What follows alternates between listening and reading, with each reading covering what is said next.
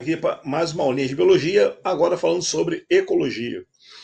Ecologia é a parte da biologia que estuda a interação dos seres vivos entre si e a interação deles com o ambiente onde eles vivem. Então, quando você tem um ser se alimentando de outro, dois seres disputando um recurso, a análise de onde o ser se faz o ninho dele, onde o que condição ambiental ele usa para se reproduzir, o horário do dia que ele vai caçar, ou que ele vai fugir dos predadores, ou que ele tem os hábitos dele, o conjunto desses fatores todos é a ecologia. Então, a parte da biologia basicamente que lida com os seres vivos no ambiente onde eles vivem, beleza? E essa aula aqui tem como intuito principal falar dos conceitos principais que a gente usa quando a gente fala de ecologia. Quando a gente fala de ecologia, vários conceitos importantes vão sendo utilizados. Então é disso basicamente que a gente vai tratar nesse primeiro momento, nessa aula inicial de ecologia, tudo bem? Olha só, o primeiro conceito importante é o nível mais baixo de estudo em ecologia. A ecologia não estuda o indivíduo em si, não estuda a pessoa, o ser vivo no ambiente, e sim pequenos conjuntos de indivíduos da mesma espécie que vivem juntos, interagindo entre si em um meio. Esse pequeno conjunto de seres da mesma espécie formam uma população. Quando você está andando pela sua cidade, quando você está andando por onde você mora, de repente você vê um agrupamento de seres vivos. Por exemplo, no Rio de Janeiro tem sido muito comum a gente encontrar um pequeno miquinho andando pelos fios da cidade chamado de sagui. E o sagui geralmente não anda sozinho. Geralmente com o sagui vem outros saguis juntos, um pequeno conjunto de saguizinhos, formando uma população. A gente vai numa mata qualquer e encontra uma população de saguis, esse agrupamento é uma população. Você anda algum tempo a mais, alguns quilômetros a mais na mata, você pode encontrar um outro grupo, uma outra aglomeração, uma outra população. Então, no mesmo ambiente, você pode ter vários pequenos grupos de seres de uma mesma espécie interagindo entre si no mesmo intervalo de tempo. Isso forma uma população. E esse é o nível mais baixo de estudo em ecologia. São indivíduos de mesma espécie que vivem juntos, interagindo entre si. Quando a gente vai numa floresta, quando a gente vai num ambiente qualquer, você não encontra só saguis nesse ambiente. Você encontra saguis, você encontra populações de minhocas, populações de insetos, populações de aves, populações de vegetais rasteiros, de grandes árvores, de arbustos, de epífitas, de um bando de seres diferentes. Então, esse conjunto de várias populações diferentes em um mesmo ambiente forma a comunidade desse ambiente. Então, está aqui a definição aqui embaixo. A comunidade ou biocenose, sinônimo para comunidade, são populações de espécies distintas ocupando uma mesma área, um mesmo ambiente. População são seres da mesma espécie. Quando eu tenho várias populações de espécies diferentes em um mesmo ambiente, eu tenho uma comunidade. Belezinha? Olha, a população está aqui, é uma população de raposas, que juntas entre si, juntas com outras populações, formam a comunidade do ambiente. Só que a comunidade é formada por seres vivos. Acontece que no ambiente que estou falando com vocês, não existe apenas seres vivos. Também existem fatores não vivos importantes. Olha o sol aqui em cima. A luminosidade por meio é fundamental para a produtividade dos vegetais. A temperatura ambiente é fundamental para a sobrevivência desses animaizinhos aqui. A disponibilidade de água. Então, fatores não vivos também são fundamentais para que a comunidade sobreviva no ambiente que ela ocupa. A junção desses fatores bióticos vivos com os fatores chamados, a junção dos fatores bióticos chamados de comunidade com fatores abióticos não vivos. Como assim fatores não vivos, Rangel? Olha só, o vento, a luminosidade do meio, a temperatura ambiente, a salinidade, se for o solo ou o ambiente aquático, assim como o pH. A junção desses caras aí é que vai formar o nosso ecossistema.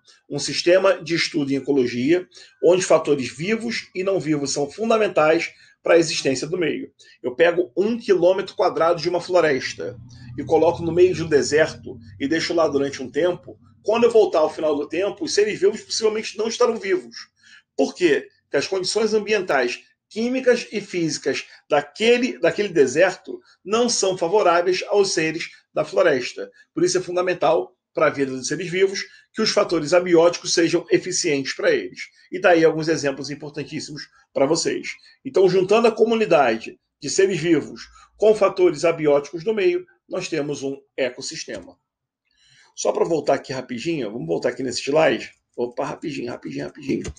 O conjunto de todos os ecossistemas da Terra, de todos os ecossistemas, formam a nossa biosfera. A biosfera é o conjunto de todos os ecossistemas, né? Onde você encontra um ser vivo, faz parte da biosfera. Então, até 7.000 metros de altitude, onde grãos de pólen voam no ar, e até menos 3.000 metros de profundidade marinha, onde a gente conhece seres vivos em grande quantidade, um pouco mais, né? Até a região abissal dos oceanos, você tem a biosfera presente aí na Terra. Belezinha? Deixa eu passar esse slide rápido, você finge que você não viu esse passo a passo. 2 conceitos mais importantes aí também, ó. Habitat e nicho ecológico. Habitat é onde o ser vivo vive, onde o ser vivo habita. Por exemplo, hoje nós vamos ver um leão na natureza. Você sabe que você não vai botar roupa de mergulho para ver um leão. O leão vive numa savana, ele não vive no oceano. Então você vai botar uma roupa adequada para ir a uma savana. Uma calça comprida, uma bermuda, com bolsos laterais para facilitar você colocar alguma coisa que precise, uma blusa, um chapéu, óculos escuros, passar protetor, para você ir no local onde ele vive, onde ele habita. É o local de vida do ser. Beleza? Nicho ecológico. Nicho ecológico é o conjunto de fatores ambientais e ações que o ser faz no meio para sobreviver. Aqui tem um bom exemplo. Ó. O nicho ecológico envolve a alimentação e nutrientes que o ser precisa, onde ele faz o ninho dele, ou onde ele se aninha para sobreviver, a temperatura e umidade do meio, como influenciam a vida do ser, a vegetação de onde ele vai tirar recursos, né? Ou então, se for a própria vegetação, que também tem o nicho ecológico dela, o solo de onde ela tira os nutrientes para fazer fotossíntese. Então, o conjunto de fatores ecológicos ou de recursos existentes no meio, utilizados pelo ser vivo, é o nicho ecológico dele. Então, o nicho ecológico, recursos, né? A ação do ser no meio. Habitat é a moradia dele. Interagindo nicho e habitat é o ecossistema que a gente conhece aí no ambiente, por isso está ali em cima mostrado a vocês. Nós podemos dividir o nicho ecológico em 2 tipos diferentes. O nicho ecológico fundamental, que engloba tudo de favorável para o ser sobreviver. Mas olha só, todos os recursos disponíveis são o nicho fundamental do ser. Mas no nicho fundamental nós excluímos a existência de inimigos naturais ou de competição entre espécies diferentes. Nós pensamos só nos seres com os recursos que tem no meio. É como se fosse o nicho utópico, né? O nicho ideal para ele. Mas o nicho efetivo, ou que ele realmente realiza, leva em consideração a existência de outros seres naquele mesmo ambiente, utilizando o mesmo recurso. Então, na verdade, o que acontece aqui, eu acho que o próximo esquema mostra melhor. Quando a gente pensa em nicho fundamental, a gente pensa só nos recursos que o ser utiliza. Aqui dentro dessa bola estão todos os recursos ou fatores ecológicos disponíveis para o ser. Já o nicho realizado, você nota que o nicho fundamental é sobreposto com espécies diferentes. Então, a nossa espécie aqui, ó, ela tem a sobreposição de nicho com a espécie 1, com a 2, com a 3, 2 e 3 também sobrepõem, 1 com a 2 também. Então, na verdade, no nicho realizado, você vai encontrar outras espécies competindo pelos recursos com a nossa espécie que está sendo alvo de estudo aí no meio. No fundamental, todo fator disponível para o ser, desconsiderando competidores. Aqui, todos os fatores existentes para o ser, considerando competições que possam existir naquele ambiente. E aí, muito importante para a gente fechar nossa ideia. Existe, em relação ao nicho ecológico, o que nós chamamos de princípio de Gauss, ou princípio da competição excludente. O que é isso aí? Olha só, quando 2 populações ocupam o mesmo nicho ecológico e disputam o mesmo recurso, isso vai gerar entre eles uma competição. Então imagina que eu tenho a população 1 que come banana, a população 2 também come banana. Os dois comem a mesma coisa, o nicho ecológico está sobreposto. Alimento é um dos recursos do nicho ecológico. E aí, como o nicho ecológico está sobreposto, o que vai acontecer? Vai ter algum momento que a população 1 e a 2 vão competir por esse recurso. Nessa competição, aquela população que se der bem sobreviveu feliz e contente. Aquela população que perdeu a competição, ela vai migrar de nicho ecológico ou vai se extinguir. Na verdade, quando existe uma competição dessa, observando o princípio de Gauss, 2 conceitos podem ocorrer, 2 coisas podem ocorrer, 3 coisas podem ocorrer com as 2 populações. Primeiro, as 2 se extinguirem. A competição ser tão desvantajosa para as 2 que as 2 vão morrer e entrar em extinção. Ou, na competição entre as 2, a competição foi ruim só para uma, para a outra foi boa. Então, essa aqui entra em extinção. Ou então, a competição entre as 2 leva a uma das 2 a que perdeu mudar o nicho ecológico, migrar o nicho ecológico. Quando a gente ouve falar de migração, a ideia que nós temos é a troca de ambiente. Migrar é sair do lugar A e ir para o lugar B. Mas nesse caso a migração é de nicho ecológico. Como assim? Trocar o recurso. População 1 come banana, população 2 come banana. A 1 está se dando bem, a 2 está começando a morrer. O que a 2 pode fazer? Se alimentar de outra coisa. Se alimentando de outra coisa, ela migra o nicho dela. Para de competir com a população 1. Se parou de competir, ela pode sobreviver sem grandes problemas. Então, numa sobreposição de nicho ecológico, obedecendo ao princípio de Gauss, quando há a sobreposição, vai haver uma competição entre as populações.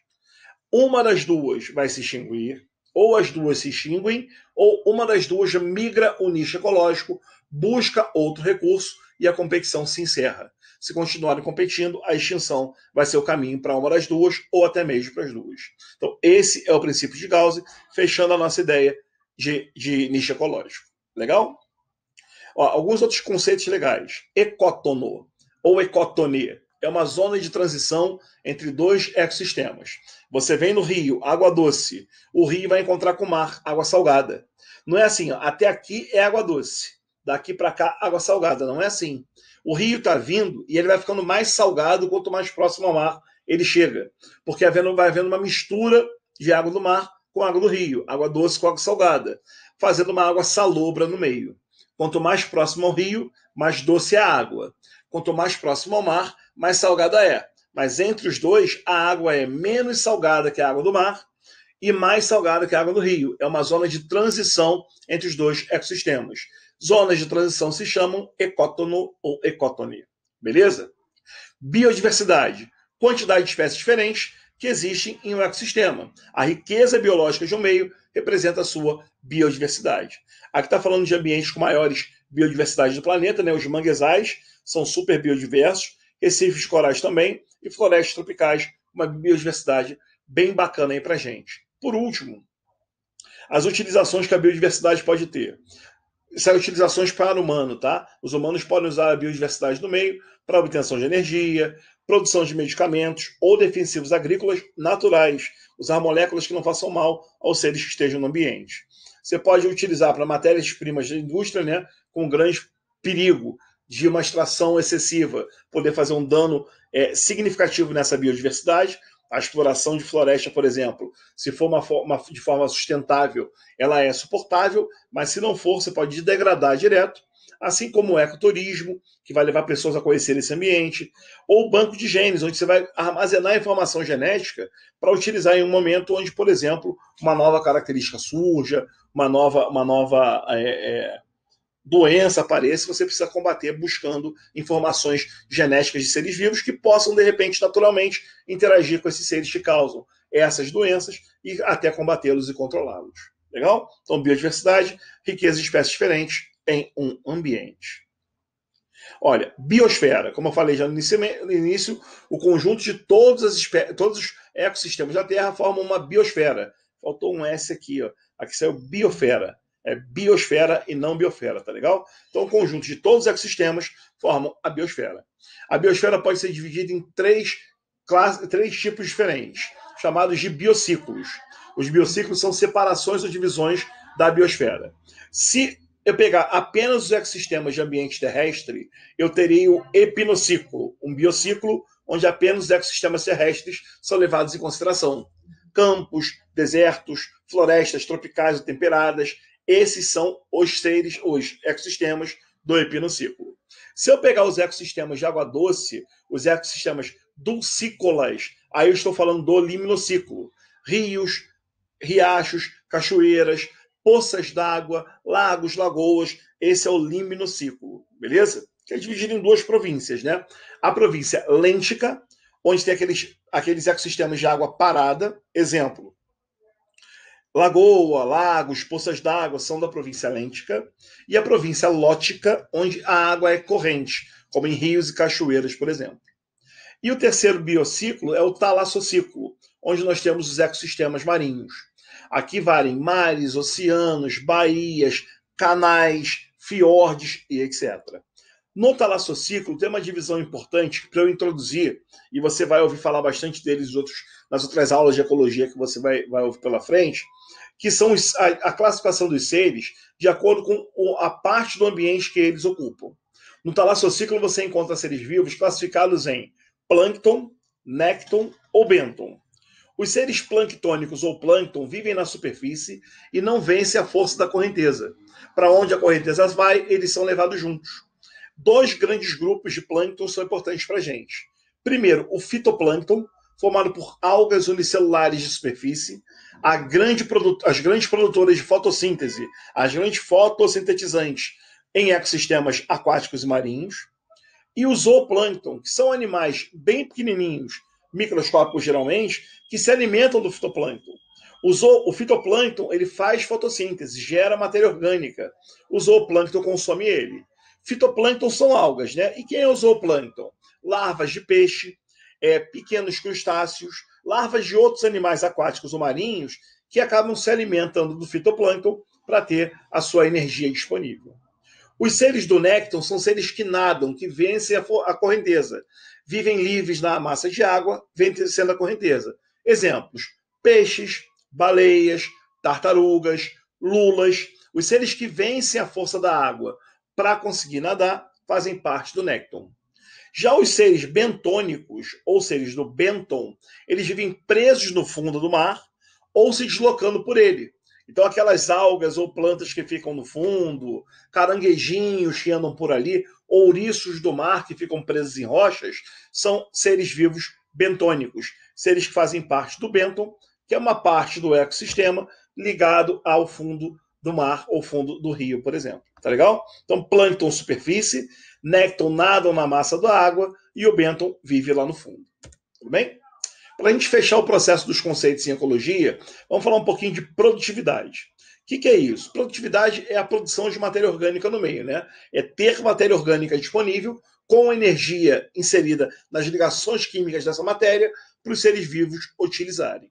Nós vamos classificar a produtividade de dois tipos diferentes: produtividade bruta ou produtividade líquida. A bruta PB, a líquida PL. A produtividade bruta é igual à taxa de fotossíntese feita pelos produtores do meio, pelos seres que fazem fotossíntese. Então, por exemplo, algas, plantas, seres fotossintetizantes, eles introduzem a produtividade bruta no ecossistema. Em ecossistemas marinhos, preferencialmente o fitoplâncton faz isso. Tem algas bentônicas do fundo também, mas os fitoplânctons em quantidade são os maiores seres a fazerem a fotossíntese no ambiente. Então, boa parte da produtividade bruta marinha vem dessas algas aí. Já da produtividade bruta terrestre, vem dos seres que formam são os vegetais em florestas, por exemplo. Então, as plantas são as grandes produtoras, grandes fotossintetizantes em ecossistemas terrestres. Beleza? Mas não vamos esquecer que o que elas produzem, boa parte elas consomem também. Quando a planta faz fotossíntese, ela não faz pensando em você. Até faz se a gente pensar em uma troca de favores, tipo, ela faz um fruto gostoso, você come o fruto e leva a semente longe para ela. Mas geralmente quando ela faz a fotossíntese pensando em produzir matéria e energia para a sobrevivência dela mesma. Então, boa parte do que ela produz, ela consome. E o ecossistema também, né? O consumo leva em consideração a quantidade de energia que os seres vivos gastam crescendo, se reproduzindo e respirando. Então, do que foi produzido, uma parte é consumido. Da relação entre eles, o que sobra é chamado de produtividade líquida. Pode ser uma razão, produtividade bruta sobre o consumo, gerando produtividade líquida, ou simplesmente uma subtração, né?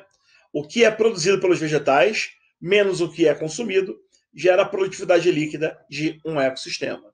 Quando você falar um pouquinho de sucessão ecológica numa próxima aula aí, você vai entender um pouco melhor a utilização dessas produtividades pelo ser vivo. Por enquanto, produtividade bruta é a taxa de fotossíntese. Consumo é o que é gasto de energia em processos como crescimento, reprodução e respiração. E produtividade líquida é o que foi produzido pela fotossíntese, menos o que foi consumido. Com isso, a gente fecha, galera, essa nossa primeira parte, essa introdução conceitual de ecologia. Então, a ecologia estuda a interação de seres vivos no meio onde eles vivem, deles com o meio e deles entre si. E aí você viu vários conceitos importantes para você estudar com calma, beleza? Ecologia é uma das matérias mais corriqueiras nas provas que você vai fazer na sua vida.